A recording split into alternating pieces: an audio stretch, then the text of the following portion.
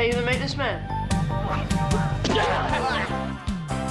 When I read The Karate Kid for the first time, I remember it was right before I was going to audition to meet John Avildsen, our great director.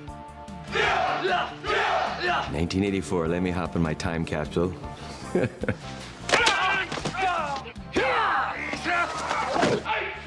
I received a call, you got to show up on the set Tuesday, and I got the script on a Monday, and the casting woman said it's now or never.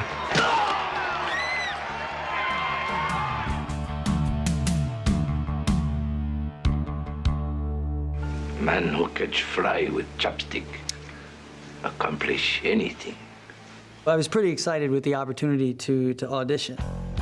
We read a bunch of scenes together, and we just kept doing it. We ad-libbed. It just kind of felt then and feels even today that I was just the right kid at the right time. And the other thing was I better get into some karate lessons quick if I'm gonna be able to pull this off. It was an incredible screenplay and a great story. And as I was turning the pages, I'm like, wait, this guy's a black belt and he's a motorcycle gang leader. Like, I'm not this guy, you know? So I was thrilled by the screenplay. But the chances that I thought I would get the part were pretty small. You read a script like this, and you see how perfect it is, and it's as good as The Searchers and Casablanca and all these other classic movies that come along. No, Sensei! Defeat does not exist in this dojo, does it? It's 35 years, and we're still saying wax on, wax off, and no mercy. You never thought it was going to evolve into this, the gift that keeps giving, you know?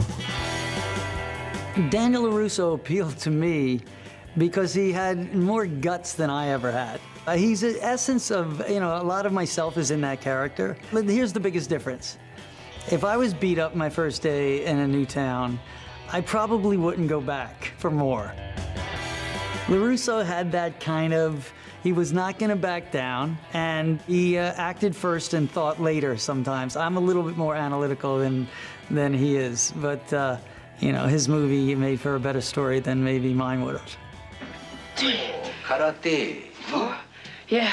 What's so beautiful about this script is how Miyagi uses his own unorthodox ways in training Daniel as a young martial arts student, but also teaching him those life lessons through that training. And this is stuff that even I, Ralph, use today in life in balancing my own family and work and everyday trials and tribulations of getting through.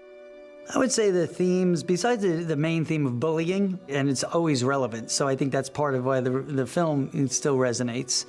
Fish out of water, coming of age, mentor student, those are themes and elements of the film that were strong in the script and strong when we were making it and still resonate today. Universally, it's the theme of the underdog. It's the theme of, you know, you can conquer your enemies.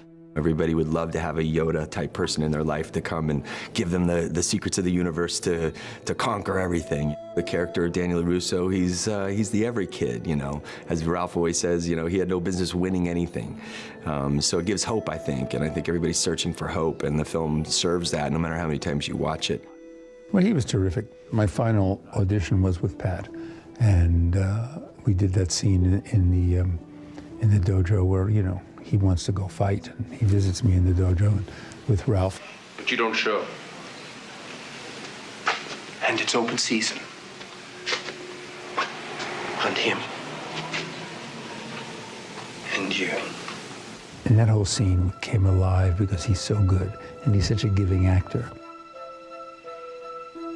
When I read the screenplay, I always imagined, you know, why does Sensei have such an influence on Johnny? And there are no mention of Johnny's parents in the film, so I immediately figured that he didn't have a father. So Sensei Kreese, in a sense, was a father figure to him. Billy and the Cobra Kai were trained separately than Ralph and Miyagi, and I was trained separately than both factions. Because John didn't want us to get friendly. He wanted to keep that drill sergeant student aspect going all the time. You know, I was the sensei and they were the student, and they were the Cobra Kai, and they loved owning that, which was great.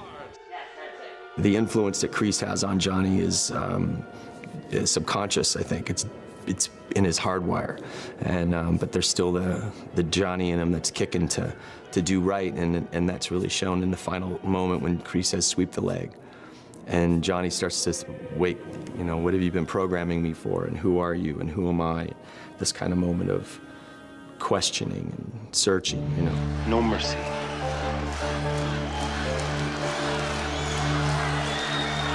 So Billy and I, over time, became closer and closer friends than at the onset of when we started working on the film. When we first met, he was always the guy that was just beating the hell out of me as Daniel LaRusso. So we didn't necessarily befriend each other in the early stages. I had all the rehearsal scenes with, say, Randy Heller as my mom, certainly most of my scenes with Pat Morita as Mr. Miyagi. And anytime I was with the Cobra Kai guys, it was to get my butt kicked. Ralph was he's just a great guy, you know. And our relationship was, we could have been buddies, I think, if we met in a different context, but that we were pitted against each other. You know, we were kind of separated. John Avildsen had us not spend too much time together. There were very few scenes we had that weren't about bully and victim. So anytime we were together, we were basically to rehearse fight scenes. It was like choreographing a dance, and you know, but it was in fighting, and we had to trust each other, and you know, I didn't know any karate, he didn't know any karate, so we both grew together, learned together, and it's like a partnership, although we were on opposite ends of the tracks. It's interesting over the years and the life of the Karate Kid and what it's become, and into the Cobra Kai series, how that has forged a friendship and a relationship that we go back and talk about those times at the onset. Daniel-san! Daniel-san! What? Come here. It's tough to pick one scene from the original Karate Kid that's my favorite. I would say I'll break it down to two. There are many.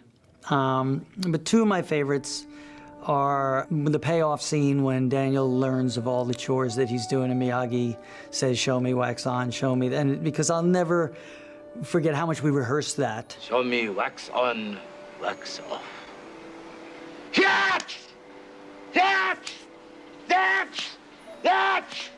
It felt important. It felt it had breath and weight to it.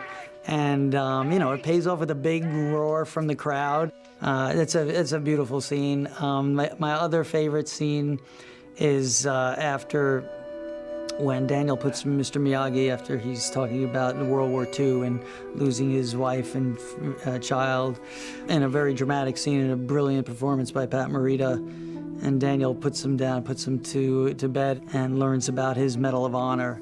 And when Daniel leaves that scene, director John Avildsen instructed me to turn and bow. It was never in the script. And he bows to him. No one's around, so there's no witnesses. He doesn't need to bow to him.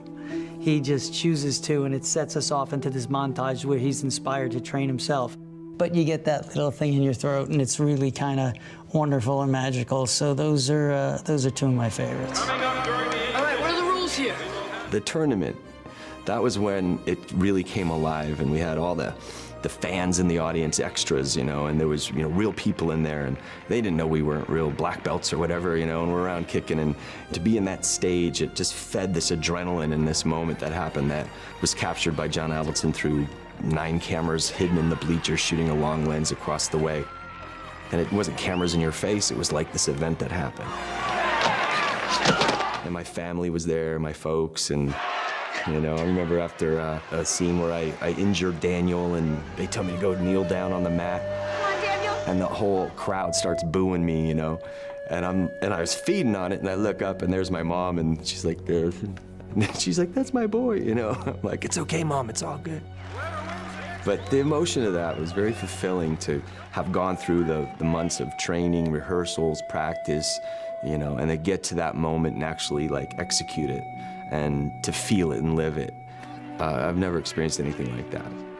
There's so many great lines from the film. Man who catch fly with chopstick, accomplish anything. J.C. Penney, $3.98 for the belt. All the Cobra Kai guys had all the great lines. They get him a body bag, sweep the leg. There's tons of those. I love all of them. But I think my personal favorite, and it's as pure as it gets because it's as simple as it gets, it's the moment where Miyagi gives Daniel the yellow 47 Ford convertible for his birthday, and LaRusso gets in the car and he sits there and Miyagi talks to him about lesson for your whole life, the license never replace eye, ear, and brain, all that stuff. And the kid just turns to him and says, You're the best friend I ever had.